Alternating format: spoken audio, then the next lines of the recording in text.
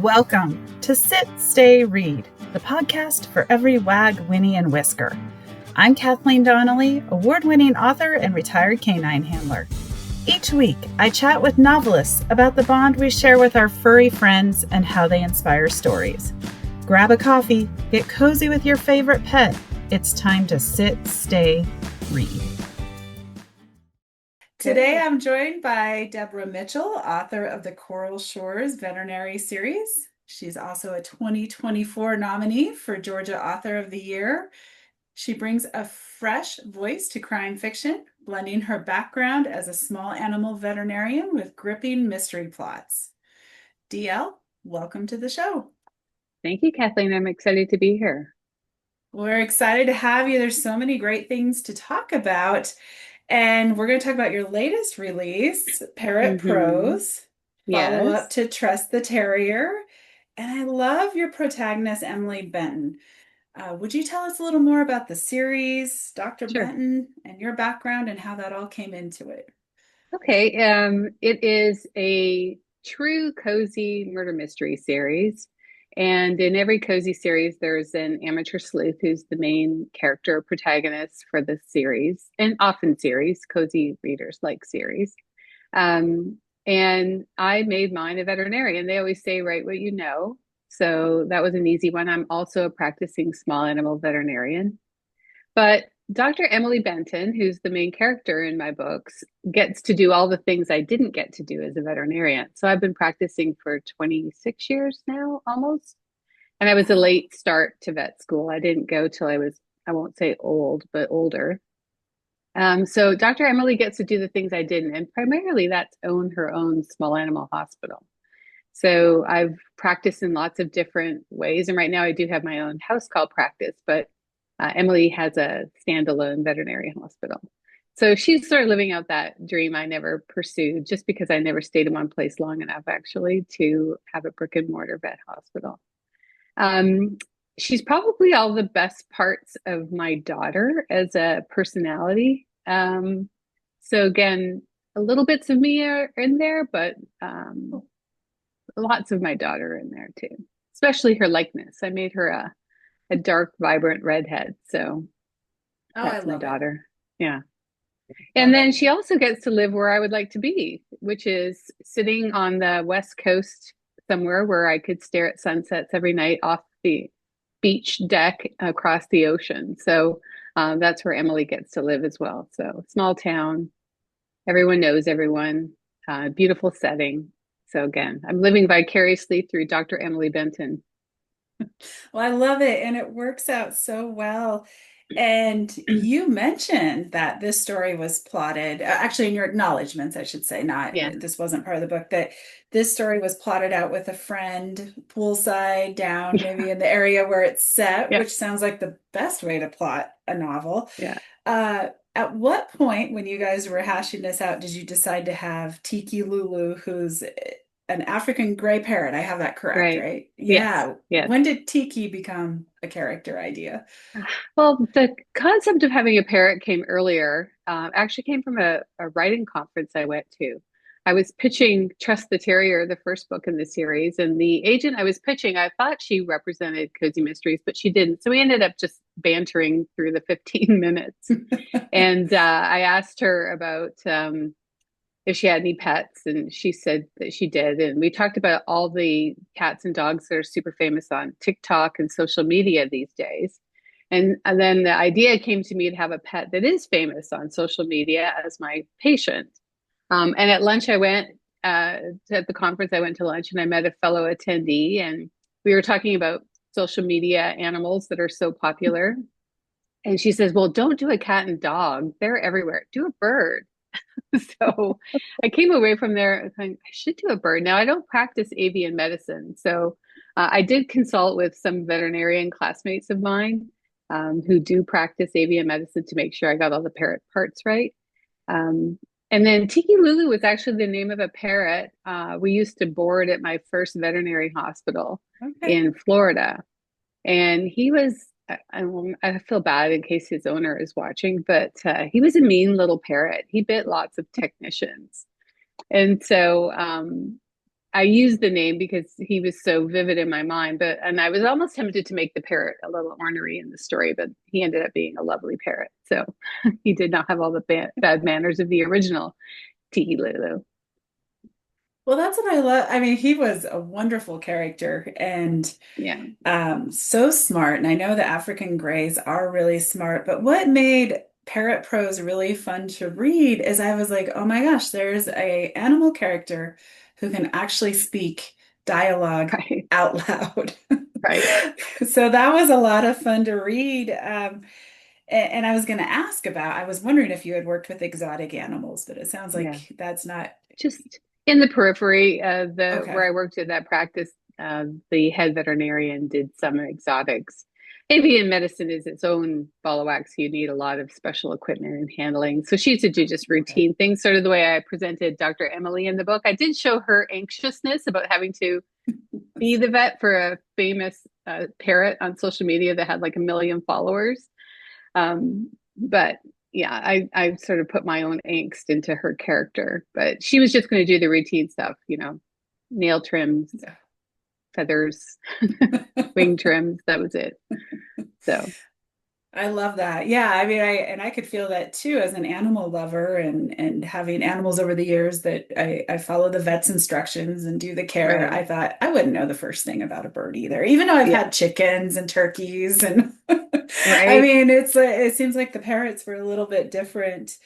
They're such interesting creatures. In fact, around here where I live, the small town I live, there's a gentleman who walks around with his African gray parrot Oh, and they go really? to the coffee shop, they go to the post Right. office. I see him and it's just, but I wouldn't approach that bird either. He strikes me as like the one you had that I might Yeah, get the old pet. Tiki Lulu.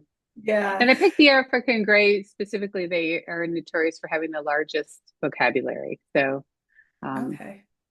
yes, That's that's so why I picked it. cool. Yeah. Yeah. Like I said, it just made it a lot of fun. I was like, when you write animals, you can show their body language or do things, or some authors Right. give the internal thoughts, but I Yeah. loved the actual dialogue on the page. And then talking about the social media, I think one of the best moments in the book that I had to smile at was when Tiki's paparazzi arrived outside the vet clinic. Yeah, I we take did. it. Oh, I'm sorry. Go ahead.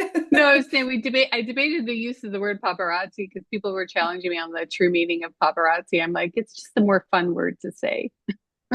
It was. Well, and it was this Yeah. whole fan club, and they're Yeah. so concerned about him. Yeah. Have you ever had any famous animals in your practice or anyone show up or I had a couple famous clients, so their pets weren't famous. And well, I mean, in your world, I've had, when I worked in the DC area for 7 years, I had a bunch of working dogs okay. that came in. And my favorites were the geese police. They were, a family had border collies, and they were hired to chase Canadian geese off of, football fields, soccer fields.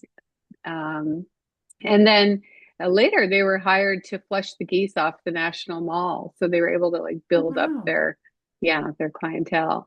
And they would come into me at the end of their workday, and they were just the happiest, calmest border collies you would ever see. So I had a couple bomb sniffing dogs and one Oh, bed bug cool. sniffing dog. I love that. Yeah, I think that's something that maybe not a lot of people know about that the number of things dogs can be trained to find. We always think right, drugs, bombs, criminals, right. but the bed bugs, that Yeah, has been a big business. And the geese patrol, I love that. Or yeah. the geese police. That's Well, it was two brothers, and they had a couple border collies in their family, and a friend had a golf course, and the Canadian geese were taking up residence. So they asked if they could just bring them over as family friends to just scare them off, and it turned into a business. So I yeah, love it. We have a lot of those geese around here. And they take over a lot of different areas, yeah, including one that likes to nest on the top of the roof of where my husband is a restaurant manager. So really, yeah, yeah, he has a pair that comes back every year. So it's just funny. wow, So we need the geese police because yes. And it's a yeah, renewable industry because if they flush the geese off of one field, they're going to land on another, and then those people will call. So it's a good exactly. business Yeah. model. It is. I might have to get a Yeah. border collie. Yeah. Yeah. I also loved in this book, you brought out another animal near and dear to my heart, and the sea turtle conservation. I Oh, love yeah. sea turtles. I could Right. just watch them for hours. Have you been involved in any of the conservation efforts or done any work as a veterinarian with No, them? I'm not very close enough to the coast to do that. It's a dream, but I have my Dr. Emily Benton living part of my daughter's life. So she's a senior in University for Marine Biology right now. And she just Nice. did sea turtle rescue and conservation in Costa Rica off the Mosquito Coast last year. And we're often down in the Florida Keys at the Dolphin Research Center, which all those places play a role in the Parrot Prose book. But the Turtle Hospital is right next door. Okay. And she was working there last Christmas, and we were able to witness the Turtle Hospital do a release of their most famous green sea turtle. So we got up early and went to the beach on a cold, Oh, for Florida, nice. cold Saturday morning, and got to witness the release. And I mean, we were both crying. It was just so emotional and beautiful to watch. So, I well, can't. it'd be a dream too, but it'll be my Yeah. daughter's dream now. That's awesome that she's doing that work. Yeah. Is the biggest threat to these animals climate change, or what else? What makes Uh, them so important to conserve? I mean, I right, have my thoughts, but I would love to hear your right. thoughts. Probably one of there's a couple big threats. They all stem from us. So the biggest threat is all pollution runoff. So they are susceptible to getting like fibropapilloma masses that are viral in origin, and they're infectious. They come into the hospitals ill from that, and they stay a long time to have them removed through laser surgery. And then Wow. they're out there, unfortunately, with garbage in the ocean. A lot of them have, they will eat plastic bags they see floating because they think they look like food. And then they end up with these ingestive foreign bodies. So, and fishing line too. So Okay. all of us polluting is a big part of it. And of course, climate change is impacting it because the gender of sea turtle eggs hatches based on the temperature, the climate Oh, around them. okay. So if it's hotter, you have more female turtles. So that was one of Okay. my daughter's part of her project was they would move the eggs after the turtles had nested into an area that had some protection from the sun, just so you could get Okay. both genders of sea turtles hatching. So Oh, yeah, that's so so fascinating. and I used the sea turtle conservation. So Dr. Emily did that in high school, where she was part of the turtle watch, where you go out and check for nests and stake them off and protect them from people accidentally walking through them on the beach. But it's also a subplot for all my stories because the series I'm now writing the fourth book of the series, and the Oh, fifth has a wow. date. So Nice. each book, the Sea Turtle Conservation Center gets built and come to fruition. So it's my subplot that moves through all of them. Okay. Oh, that's fantastic. I really Yeah, enjoyed it. And even though I live in Colorado, landlocked, I right, just love the marine life, and it's so important to all of us no matter hmm, where we live. So it's right. great to hear about what your daughter is doing, um and you have a lot of actually you have several furry four-legged characters. You have some marine characters in the book, obviously the our parrot Tiki Lulu. Are there any other characters in the book animal wise that you'd like Yes, the listeners to know about? I loved Bella personally. She was one of my yes. favorites. So Dr. Emily returns to her small, fictitious Southwest Florida town to help her mom when she gets diagnosed with cancer. And that's sort of off the page in the very first book, Trust the Terrier. But when her mom passes away, she moves into her mom's historic cottage on the beach, and Bella is her mom's cat. So Okay. she provides this giant Maine Coon the best life she can. So Bella's kind of got the grumpy cat attitude, mildly aloof, demanding. All if you've had a cat, all the things cats are famous for. And then I guess my other favorite character is probably Elvis the Terrier. He's not as prominent in the Parrot book, but he is the main pet character in the first book, Trust the Terrier. And because he wasn't as prominent on the page, I did hear from readers and they weren't happy with me. So in Oh, the interesting. third book in the series, he plays a larger role. So he's now a character, a recurring character. Oh, that'll be And great. he's a Westie. He's a West Highland White Terrier. I just love him, and I'll just show for anyone watching Yeah, it on YouTube. There yeah, he is. yeah. So And he was he's never awfully going to be cute. on that cover, but because he was so popular from the first book, and then I realized he had to become a recurring character, he'll now be on every cover. Oh, I love it. Well, I can see why. He's Yeah, adorable and yeah. yeah, I love it. And then your human characters, I really enjoyed. I don't I loved how you wove in since it is a cozy and Dr. Emily hmm is an amateur sleuth. So I love how right, you brought in law enforcement and her love yeah, interest. Would you tell us a yeah. little bit about that? Yeah, so when you have your amateur sleuth, they're out trying, they can investigate clues and follow leads, but sometimes without access to what's going on behind the scene with law enforcement, they don't get all the details they need to mount their own investigation. So Dr. Emily's love interest happens to also be the new detective that's moved to the area. He's from the north, so he's new to town too. And so it makes for a fun romantic subplot in the cozy, but it also provides insight as to what's going on with the investigation. And it's also a source of conflict because in this story, her brother is the deputy sheriff as well. So there's two law enforcement people that she can have access to. But they both bristle always at her involvement in the case. Mostly they're worried about her safety, but yeah, it's always a push and shove that goes on between the two of them. So classic cozy in Yeah, that I regard. love it. I love it. Yeah, And I thought you wrote it so well because it's the push between law enforcement and amateur sleuth, but also when it comes to Emily and her brother, it's a little yeah, bit of brother sister, that right. sibling Yes, relationship too. So yes. And it's her big brother. So he often like reverts to that role instead of treating her like a young professional adult. So yeah. yeah. Yeah. And I loved Anthony and Mark. Would you tell us a little bit Mhm. about them as well? Because they were wonderful characters. They Yeah. just came to life on the page. Well, Anthony is Anthony. He was the first vet technician I worked with in my practice. So when I left Oh, vet school, cool. I won't say when, it was a while ago.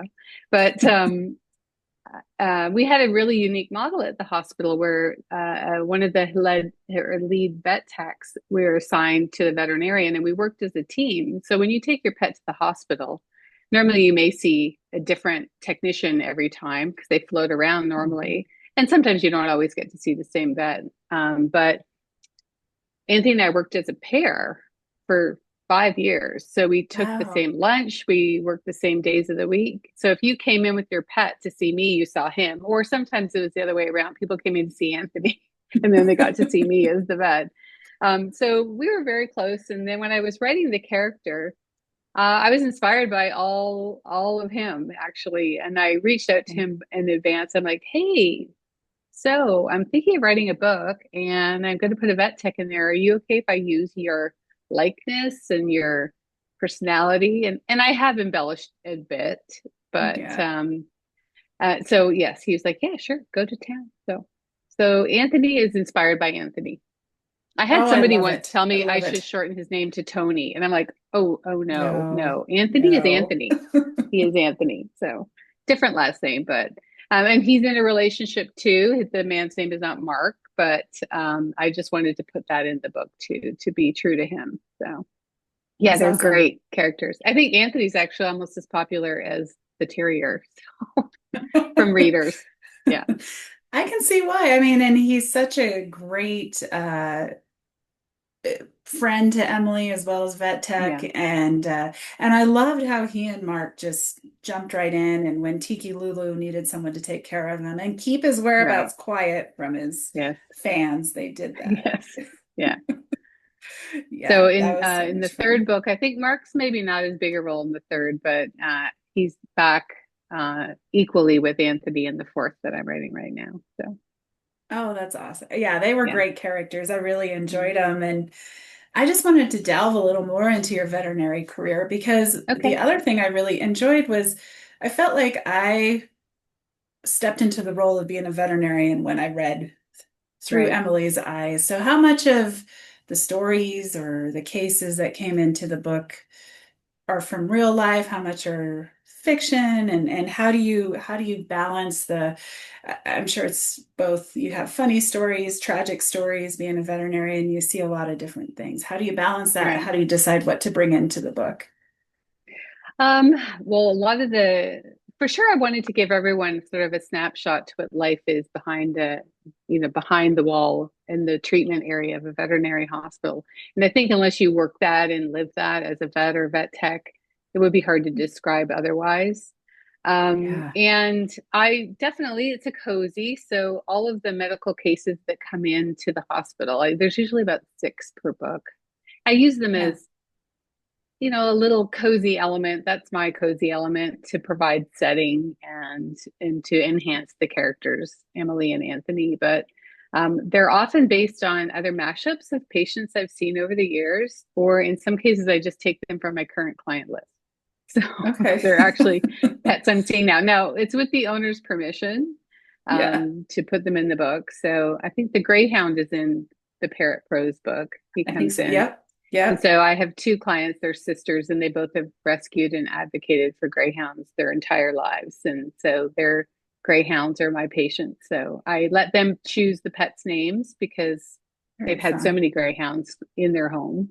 And just wanted to represent greyhounds accurately. They do have bad dental disease. So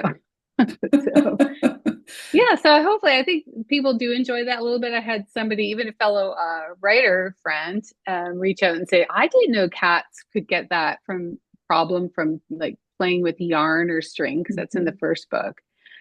So hopefully, there's a little bit of education that goes in there without being, you know, forward about it. But Right. yeah, No, it was really well done.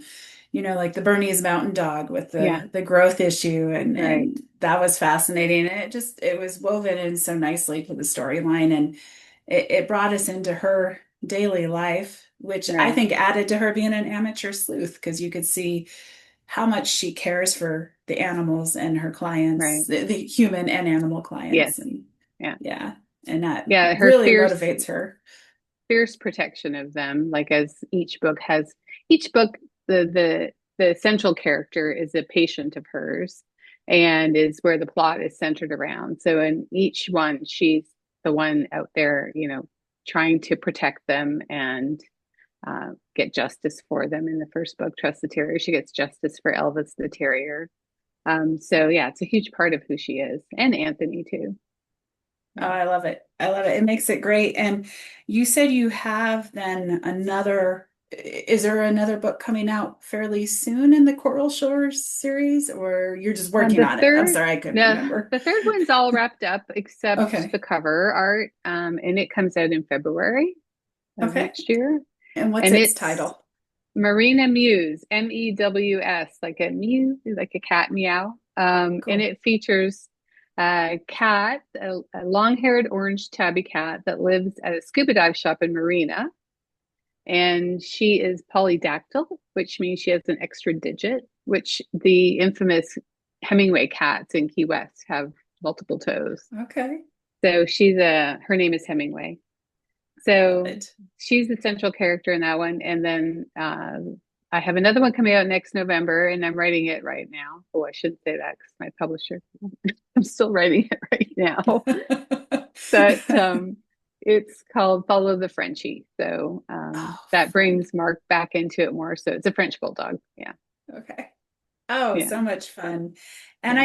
I was on your website and I saw you have another book coming out, different series, or maybe it's a standalone. Mhm. I'd love to hear more about Untied Lines. It looks really good.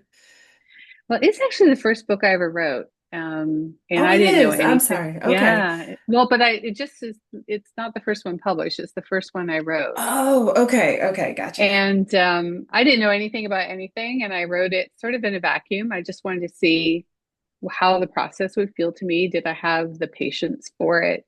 And Yeah. as soon as I put the first words to the page, I was hooked. I couldn't wait to get back to my characters and immerse myself in the story. So I probably wrote that book 8 years ago.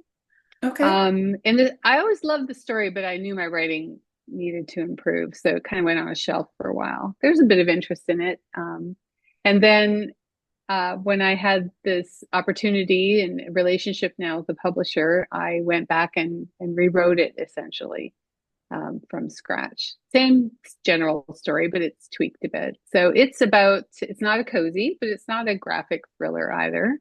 It's about a murder hidden in the aftermath of a hurricane in Key West. Okay. So there's still a dog and there's still a Cool. veterinarian. And in this case, the veterinarian is the love interest. Okay. And the character's name came about, the main character in that story is named Mick, M-I-C-K, Nassau. And I met a cat working in the DC area like 15 years ago, and he was dropped off for an appointment, and he was a new patient. So the first vet that has a moment in time to examine the kitty and call the owners does it. So that was me. I pulled the record and I saw the name, and I said to myself, if I ever write a murder mystery, this is going to be the name of my detective. And the cat was super cool. And then it just ruminated around in my brain for like years. I would think about it and years would go by and I'd think about it again. And so that's where the name for the character came from, was a cat I met. Oh, that's and so I never awesome. I'd never heard the family name Nassau before, but yeah, it worked. So. Oh, I love it. It's a great name, and I look forward to reading it. It comes out September 11th. September 11th. Okay. So I was thinking that was the date I saw, and then I second guessed know. myself. I'm going to pretend it comes out September 12th, I think. Yeah. So, well, it sounds like a fantastic book. And so I'm sure readers will want to get Trust the Terrier at Parrot Prose.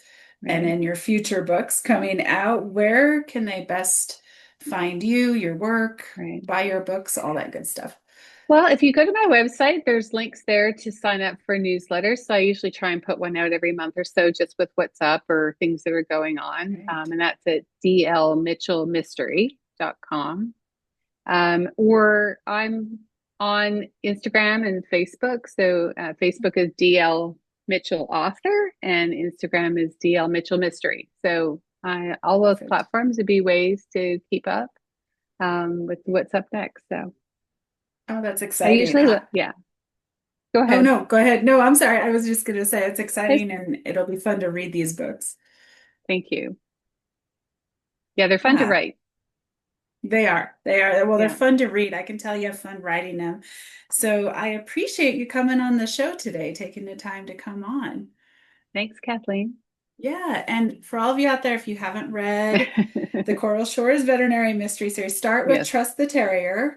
Yeah. Although I jumped into Parrot Prose. They stand alone. Yeah. They stand They're alone. made to stand alone. Yes. Yeah. But it does make me want to go back now and meet your characters in the first one. And thank you for sharing some behind the scenes looks into the book and what inspired it. And everyone, until next time, keep your tails wagging and pages turning. Bye, everyone.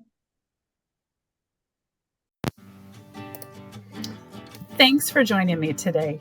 Sit, Stay, Read is a part of the Authors on the Air Global Network. If you enjoyed today's author interview, be sure to leave a review and share the episode with a fellow animal-loving reader. If you're curious about the world of working dogs and wilderness adventures, please check out my books at KathleenDonnelly.com. Until next time, curl up with your best furry friend and sit, stay, read.